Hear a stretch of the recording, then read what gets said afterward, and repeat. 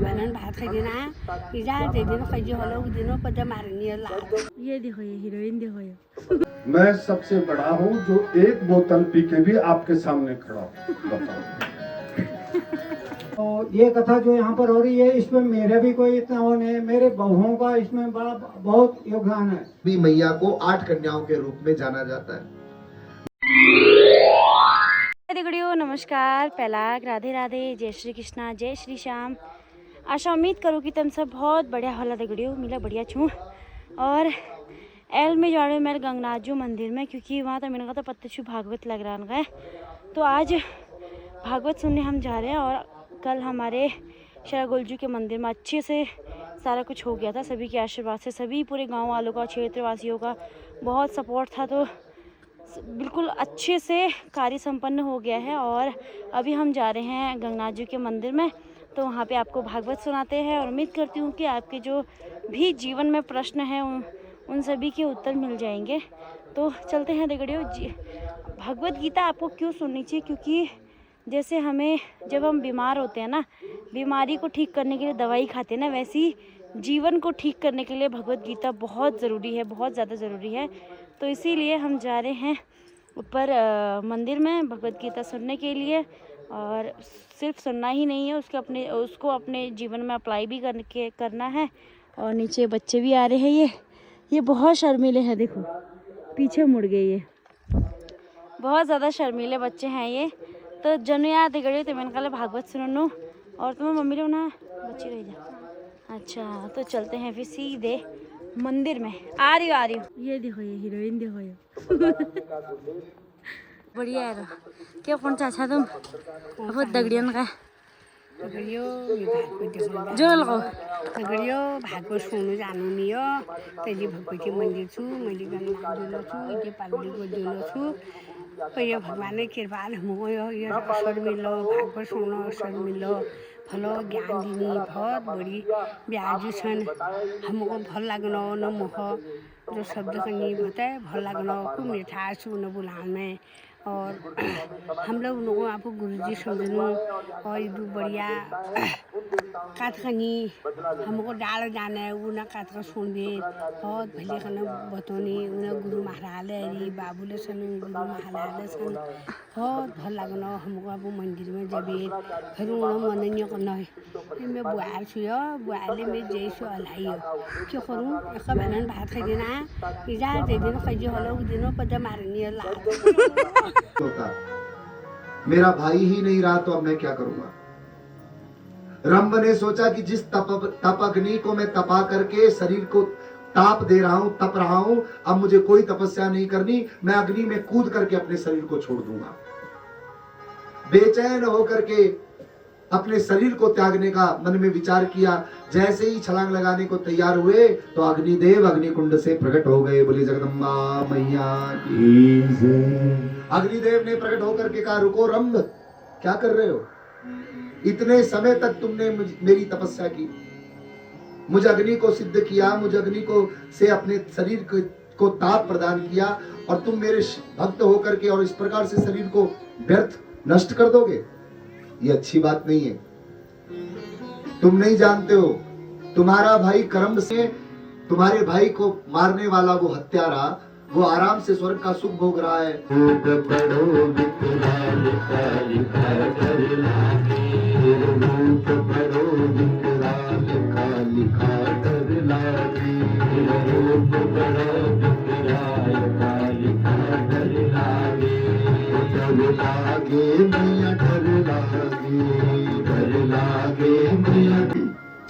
नैवेद्य उपरांत भगवती को तांबूल मुख शुद्धार्थ के लिए, मुखी शुद्धि के लिए पान का पत्ता भवानी को अर्पित करना चाहिए।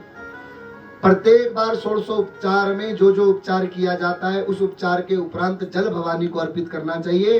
तो जब नैवेद्य और भवानी को तांबूल दे दिया जाए तब भी फिर से जल को अर्पित करना चाहिए। यह क्रिया होने के बाद अब भवानी को आभूषणों को देने से पहले सबसे पहले भवानी का श्रृंगार करना चाहिए।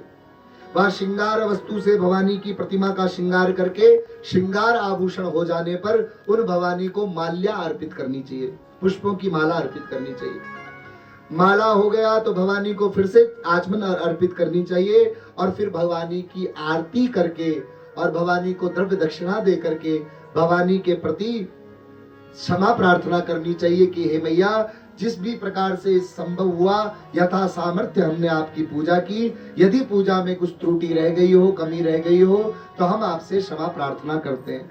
हमारे अपराध को क्षमा करना, हमारी पूजा को स्वीकार करना। अब इतना कुछ अगर कोई कर लेवे तो भवानी क्यों नहीं उस पर प्रसन्न होगी। इस विधि से पूजन करने वाले भक्त को भवानी को नित्य सैया भी अर्पित करनी चाहिए, यानी भवानी को रात्रि शयन के लिए भी आसन देना चाहिए। और जिस दिन नवाहन विधि से नित्य 9 दिवस तक इस प्रकार की भवानी के प्रति षोडशोपचार पूजा हो गई हो, तो अंतिम उपचार के रूप में जो आपने शयन के लिए स्थान दिया, वहां शयन नहीं, वहां भवानी का विसर्जन आदि कर्म करना चाहिए। यह षोडशोपचार विधान है और अश्विन चैत्र के महीने ही नहीं, प्रत्येक महावर में भवानी नवरात्र के रूप में अपने भक्त के घर आना चाहती है। लेकिन अगर भगवान भगवती का भक्त भगवती को बुलाए तभी तो भगवती आएगी।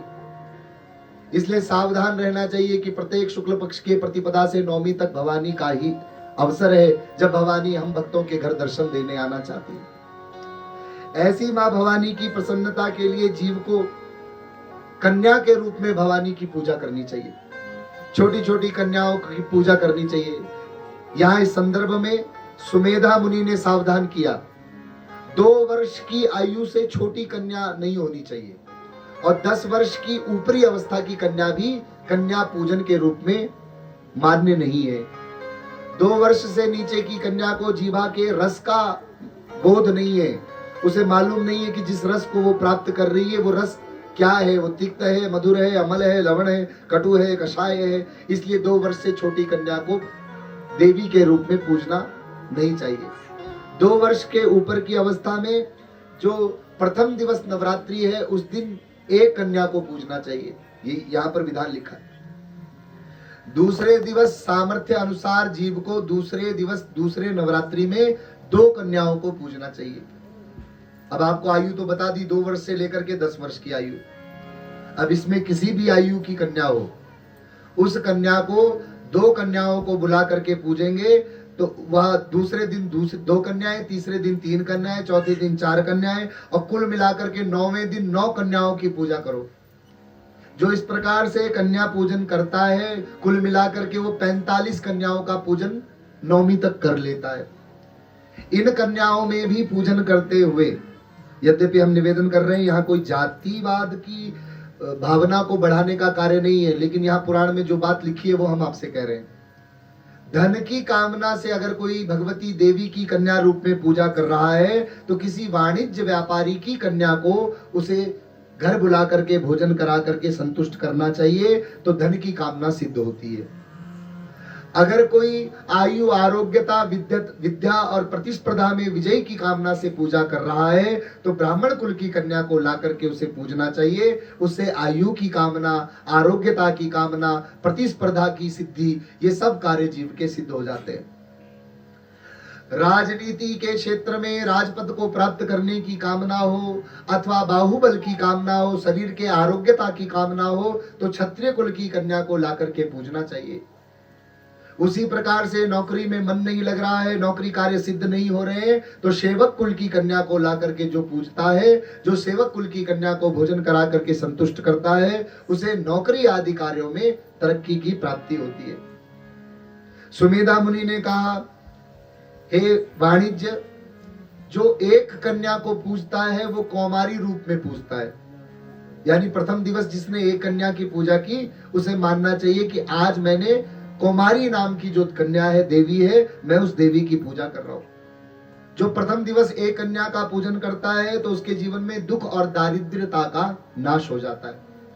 नवरात्र के दूसरे दिन जो 2 कन्याओं का पूजन करता है वह धर्म, अर्थ और काम को प्राप्त कर लेता है। चौथे दिन जो 4 कन्याओं को पूजते हैं वह कन्या का नाम कल्याणी होता है। वह राज विद्या, सर्वत्र विजय और राज सुख को प्रदान कराने वाली भगवती के रूप में वहां विराजती है। जो लोग चौथे दिन 4 कन्याओं को पूजते हैं, 5वें दिन जो 5 कन्याओं को घर बुला करके उनकी पूजा करते हैं, चरण धोवन करके भोजन कराते हैं, दक्षिणा देकर के संतुष्ट करते हैं, तो 5 उन कन्याओं का नाम रोहिणी होता है। वे देवी 5 कन्याओं के रूप में रोहिणी नाम से जानी जाती हैं। इन रोहिणी देवी की जो पूजा करते हैं उनके जीवन में रोग का नाश हो जाता है। 6वें दिन जो 6 कन्याओं का पूजन करते हैं, उन 6 कन्याओं का नाम कालिका देवी है। यह शत्रुओं की बुद्धि का नाश कराने वाला, शत्रुओं के भय का नाश कराने वाला है। ये शत्रुओं पर विजय प्रदान कराने वाली कन्या भगवती कालिका के रूप में पूजी जाती है। 7वें दिन भगवती 7 कन्याओं के रूप में घर बुलाई जाए तो वह भगवती चंडिका रूप में उपस्थित हो जाती हैं। जो लोग इन 7 कन्याओं की पूजा करते हैं उन्हें ऐश्वर्य का विस्तार प्राप्त होता है। 8वें दिन भवानी 8 कन्याओं के रूप में अगर घर में बुला करके पूजी जाए अष्टमी के दिन, तो वह शांभवी नाम से प्रसिद्ध है। शांभवी कन्या सम्मोहन को दूर करती है और संग्राम में विजय की प्राप्ति कराती है। इन शांभवी मैया को 8 कन्याओं के रूप में जाना जाता है। 9वें दिन जो 9 कन्याओं का पूजन करते हैं वहां उनके घर में साक्षात नव दुर्गा के रूप में आती हैं और सर्व कामना की सिद्धि के सहित शत्रुओं की बुद्धि का नाश कराने वाली, शत्रुओं पर विजय प्रदान कराने वाली बन जाती है। तो ये कुल मिलाकर के 9 दिन तक 9 कन्याओं के पूजा का विधान है। बोली जगदम्बा मैया की जय। कौन कहता है कि धरती बड़ी है? वो तो शेष नाग के ऊपर खड़ी है। कौन कहता है कि शेष नाग बड़ा है? अरे वो तो शिव जी के गले में पड़ा है। कौन कहता है कि शंकर जी बड़े हैं? उनके गले में तो पहले ही काल पड़े, सांप पड़े। तो वहां एक शराबी व्यक्ति था, वो बीच में से खड़ा होता कथा में, कहता गुरुजी मैं बड़ा हूं, मैं सबसे बड़ा हूं जो 1 बोतल पी के भी आपके सामने खड़ा हूं, बताओ। तो ये तो दुनिया है। तो कहने का तात्पर्य यह है कि परमात्मा ने यदि शरीर दिया है तो परमात्मा को हिसाब देना पड़ेगा। मृत्यु मानव के लिए अनिवार्य सत्य है, इसको किसी के द्वारा निवारा नहीं जा सकता। लेकिन मृत्यु हो ऐसी हो ना, कबीरा जब हम पैदा हुए जग हंसी हमरो, ऐसी करनी कर चलो कि हम हंसी जगरो। हम आपको क्या देते हैं?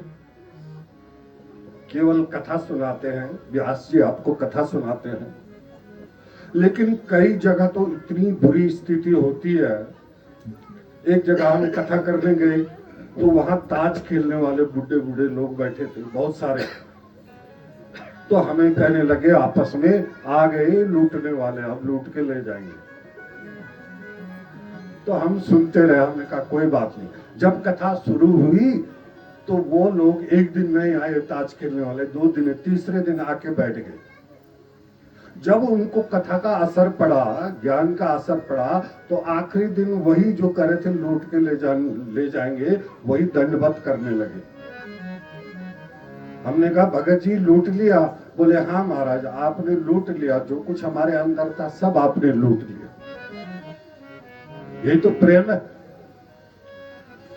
क्या देते हैं? कोई किसी को कुछ नहीं देता। लेकिन यह चरित्र जो गावही हरिपद पावही तेन पर भक्कुपा। भगवान ने सुदामा जी को अपने आसन पे बिठा दिया था और भगवान खुद सुदामा जी के पैरों में बैठे। सुदामा जी रोने लगे, कहने लगे द्वारिकाधीश क्या कर रहे हो? मुझे इस आसन पे बिठा दिया और आप नीचे बैठ गए। तो भगवान ने कहा भैया आप चुप रहो। जो मेरे चरित्र को गाता है, जो मेरी कथा सुनाता है, मैं उसको अपने से ऊपर बिठा देता हूँ। नहीं तो हमारी क्या औकात कि हम ऊपर बैठे और भगवान की फोटो नीचे हो। लेकिन भगवान ने खुद कहा कि यह चरित्र जो गावही हरिपद पावही तेन परई भक्कुपा। जो मेरी कथा को सुनाएगा, मेरे चरित्र को सुनाएगा, उसको मैं अपने से ऊपर बिठा देता हूँ। इतना प्रसन्न हो जाता हूँ क्योंकि वो दुनिया को मेरी कथा सुनाता है। खर्च हो रहा है इसमें, मतलब ये सोचना नहीं है कि आनंद अपनी कमाई के लिए, मैं अपने कमाई के लिए कुछ नहीं कर रहा हूँ। यहाँ पर पूजा प्रति महीना ही जो पूजा पाठ होती है, साल का मतलब 5,000 रुपया पर महीना यहाँ पूजा पाठ में ही खर्च होता है हमारा अपना। तो एक जागृत कर दिया है, गुरुजी बोल रहे थे तीर्थ बन गया, मेरे लिए तो तीर्थ से भी बढ़कर हो गया है। तो मैं यही आशा करता हूँ आप लोग यहाँ पर सब बड़े आदर से आए हैं, आपका मैं बहुत सम्मान करता हूँ। तो ये कथा जो यहाँ पर हो रही है इसमें मेरा भी कोई इतना वो नहीं है, मेरे बहुओं का इसमें बड़ा बहुत योगदान है, उन्हीं की वजह से हम ये कार्य कर पा रहे हैं। तो मैं उनका बहुत ऋणी रहूँगा।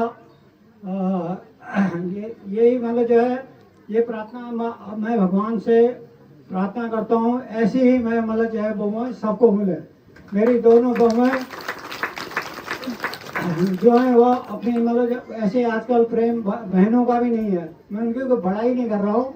तो ये कारोबार जो है ये उनको मेरी उन्हीं की प्रेरणा से अगर वो बोल देते कि नहीं नहीं हम ये मतलब जो नहीं कर सकते तो ये काम नहीं हो पाता। इसके लिए बहुत तन मन धन सब कुछ मतलब बहुत ताकत चाहिए। तो वो साथ दे रही हैं हर चीज में, मतलब जो है उन्हीं का मैं ऋणी हूँ, उन्हीं की वजह से कार्य संपन्न हो रहा है।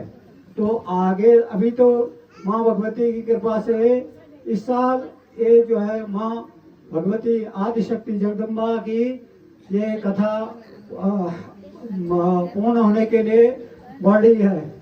अभी मैं आगे को अगले साल के लिए भगवान शिव की कथा, जिसको शिव पुराण 11 दिन का होगा, उसके लिए संकल्प ले लिया है। तो ये मतलब जो है आपको आगे भी प्रार्थना करता हूँ, इससे बढ़कर जो यहाँ पर आ रहे हैं इससे भी बढ़कर लोग यहाँ आए। तो इस स्थान का मतलब जो है क्या यहाँ का मतलब जो है ये ताकत है इसमें, ये आप खुद देख रहे हो यहाँ पर। तो ज़्यादा बोलने की तो मेरे को आवश्यकता है नहीं है। तो यही प्रार्थना करता हूँ। अच्छा, कल के लिए परसों के लिए सभी पूरे पड़ोस जो है सलाने वालों को, पूरे ग्राम भकुंडा को, पूरा ग्राम बसौली, जितने नदी के ग्राम है, मल्ला भकुंडा, चुराड़ी, जो भी लोग यहाँ डोटाल गाँव, सबको मेरा सादर आमंत्रण निमंत्रण है। मेरा नहीं है, माँ भगवती का निमंत्रण है। तो उसे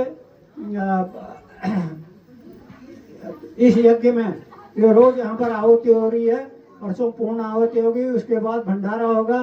तो भंडारे के प्रसाद देने के लिए कल कुछ लोग कम आएंगे, इसलिए मैंने जो नहीं आएंगे कम तो नहीं आएंगे, इससे बढ़ के आएंगे। जो आए नहीं आ पाए किसी का उससे, तो मैं आज सबको माँ भगवती की ओर से निमंत्रण दिया। परसों के भंडारे में सब आप बाल बच्चों लेकर के अधिक से अधिक लोग यहाँ पर पहुँचे।